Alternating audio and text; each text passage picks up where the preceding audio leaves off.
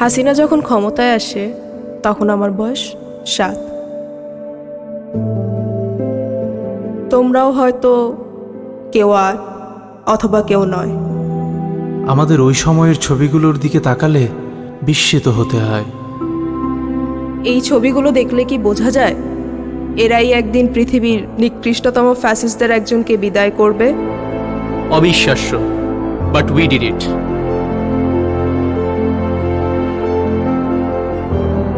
Remember, সবাই যখন ধরে নিয়েছিল ফ্যাসিবাদের শেকলেই কাটবে আমাদের কয়েক প্রজন্ম, তখন আমরাই বলেছিলাম না, আমরা মানব না। যখন অনেকে মেনেই নিয়েছিল গোলামিই আমাদের নিয়তি, তখন আমরা বলেছিলাম আজাদি আজাদি আজাদি।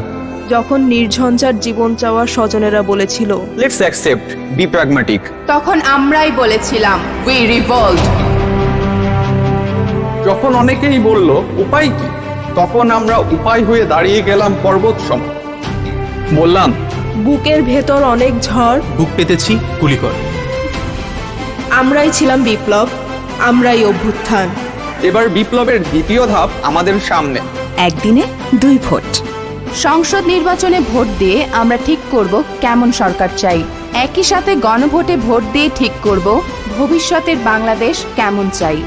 সংস্কার চাইলে গণভোটে হ্যাঁতে ভোট দিব, সংস্কার না চাইলে না।